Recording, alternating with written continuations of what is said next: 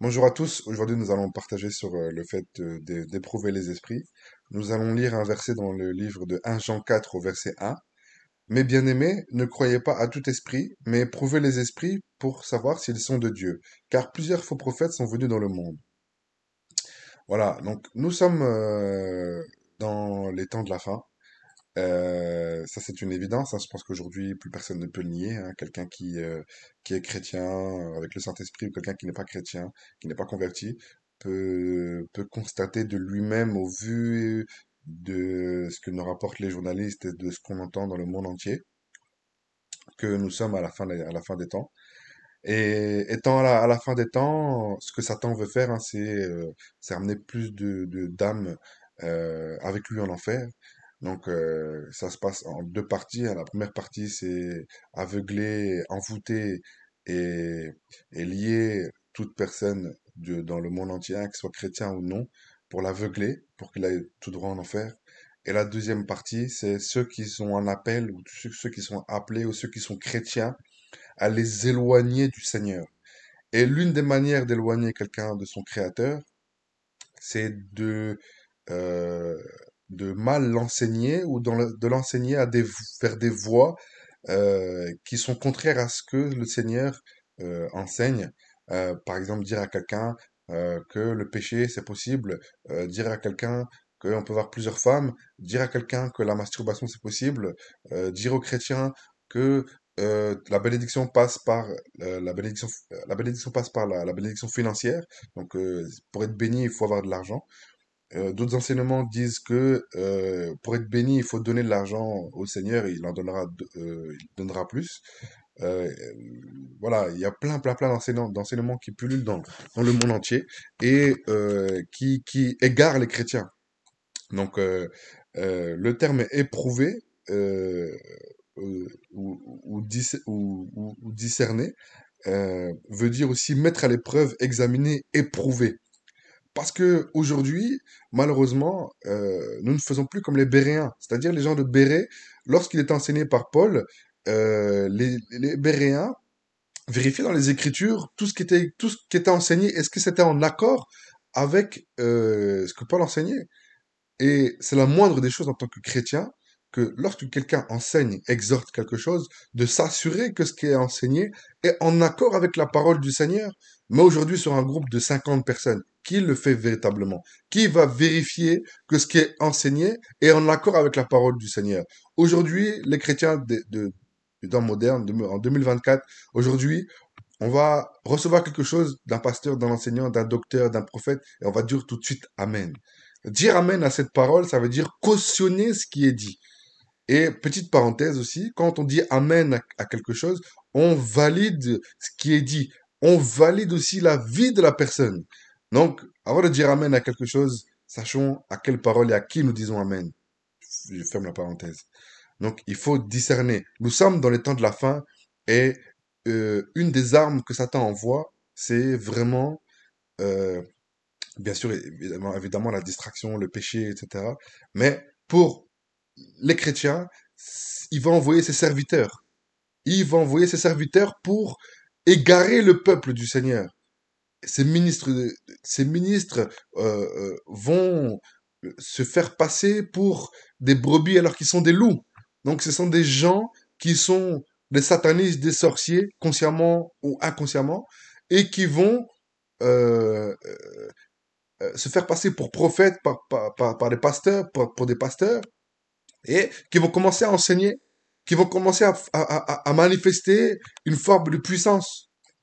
La parole du Seigneur en parle, hein, dans le livre de 2 Corinthiens 11, au verset 13. Ces hommes-là sont des faux apôtres, des ouvriers trompeurs, déguisés en apôtres de Christ. Et il n'est pas étonnant, puisque Satan lui-même se déguise en ange de lumière. Et il n'est donc pas étrange que ces ministres aussi se déguisent en ministres de justice. Leur fin sera selon leurs œuvres. Voilà, donc c'est très clair aujourd'hui, hein. Aujourd'hui, pour devenir pasteur ou prophète, c'est très simple, hein. On crée une chaîne YouTube, voilà, et ensuite on va partager des vidéos, on va commencer à être suivi, et ensuite on va aller faire des enseignements physiquement, on va louer une salle et puis on va enseigner, voilà, et tout le monde va dire Amen. Alors que ces personnes sont pour beaucoup des serviteurs de Satan, des gens qui vont manifester une puissance grâce à la magie. Et les gens vont dire Amen. Et il y a des vidéos comme ça sur Internet où des pasteurs, pour délivrer des gens, vont toucher le sexe d'une femme pour qu'elle soit délivrée en vidéo devant tout le monde. D'autres vont jouer au foot dans des assemblées pour délivrer des gens. D'autres vont dire aux gens qu'il faut proclamer avec des pommes, avec des bouteilles d'eau pour être délivré, pour réclamer sa bénédiction. Et ces gens disent là, disent Amen. Et les gens vont pas vérifier si cela est biblique ou non. Les gens disent Amen, Amen. Et puis ils sont liés, possédés. Et puis leur état est pire qu'avant. Et nous sommes dans ces temps-là, dans ces temps de la fin. Et donc Satan va beaucoup utiliser des hommes pour tromper les chrétiens. Aussi, d'autres sont pas forcément des serviteurs de Satan, mais ils sont pas appelés. Certains sont pas appelés au ministère ou ils n'ont pas un appel de prophète, de pasteur ou évangéliste. Et d'eux-mêmes, ils vont commencer aller prêcher, aller parler à parler de la parole pour pouvoir voilà, pour prêcher l'évangile. Donc, et ces gens-là ne sont pas appelés, donc forcément vont égarer les gens, puisque pour pratiquer ce genre d'œuvre, il faut être appelé par le Seigneur. Il faut que le Seigneur appelle des hommes et des femmes au ministère de prophètes, de pasteurs, d'apôtres, d'enseignants, pour pouvoir servir tout le monde peut exhorter, mais de là avoir un service public, un service régulier, là, il faut véritablement un appel de la part du Seigneur. Et aujourd'hui, nous ne sommes plus dans le discernement. D'autres vont dire, pour valider l'appel, il faut l'école biblique. Il faut avoir un diplôme, et là, comment dire, enseigner. Parce que les gens vont se dire, oui, je sens que j'ai un appel de pasteur, ils vont aller dans l'école théologique, ils vont être validés, puis ensuite ils vont pouvoir aller prêcher dans des églises traditionnelles. Par exemple, en France, ça se passe beaucoup comme ça. Et, mais, est-ce que cette personne est véritablement appelée? Est-ce que l'école théologique valide ou non un appel de quelqu'un? Non, c'est le Seigneur qui appelle quelqu'un à son œuvre. Et toutes ces choses font qu'aujourd'hui, c'est pas que nous devons nous méfier de tout le monde. C'est pas de la méfiance, c'est du discernement. C'est différent. Il faut savoir véritablement qui nous enseigne. Il faut savoir euh, qui nous enseigne la parole. Évidemment que notre vie chrétienne est basée à plus de 90% sur notre intimité avec le Seigneur. Après, avec comment ça s'appelle, la communion fraternelle et voilà, avec ça peut être des cultes, être enseigné par les frères et les sœurs, des gens qui sont appelés, etc. Mais si nous disons Amen à une parole qui n'a aucun fondement et que nous décidons de mettre en pratique ce qui a été enseigné alors que ça n'a aucun fondement biblique, nous allons nous égarer.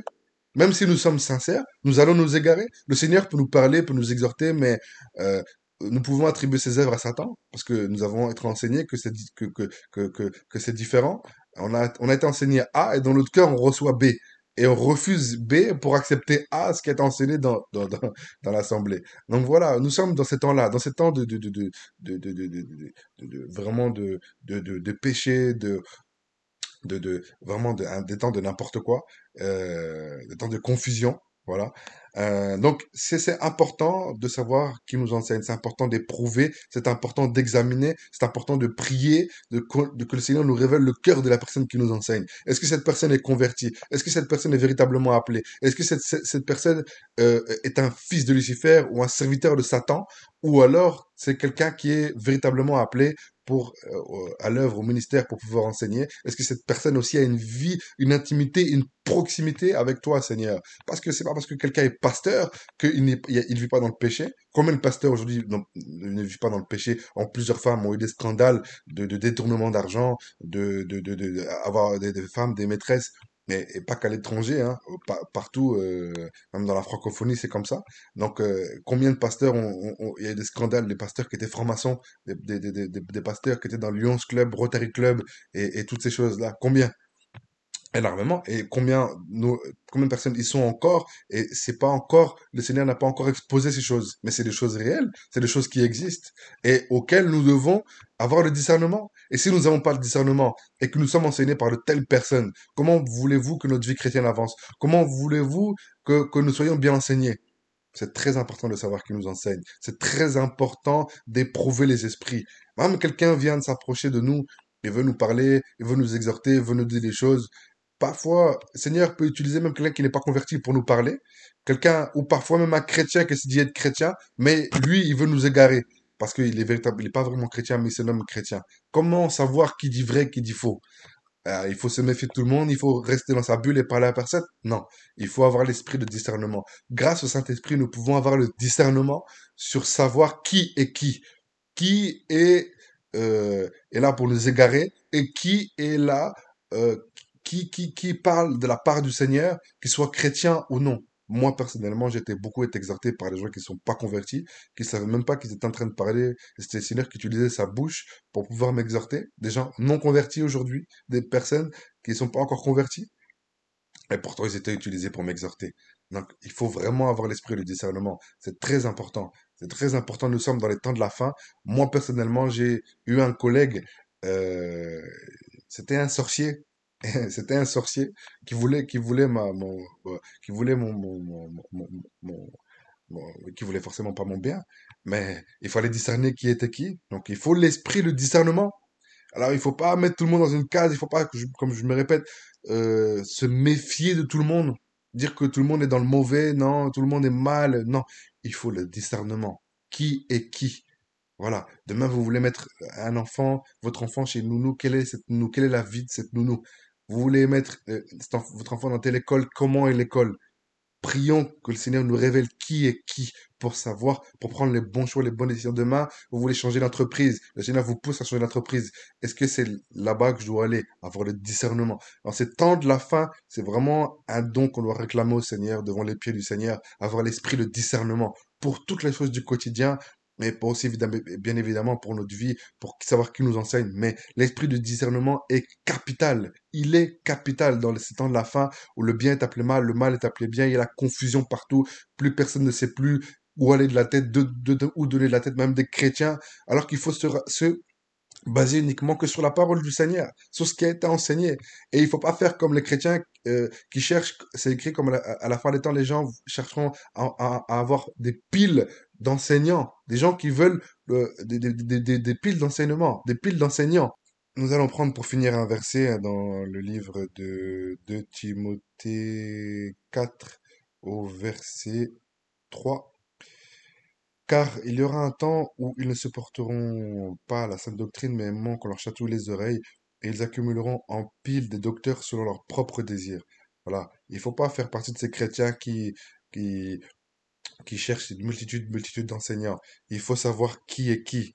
Il faut savoir que la majorité des gens qui enseignent aujourd'hui, on va dire une certaine partie des gens qui enseignent égarent les chrétiens, volontairement ou involontairement.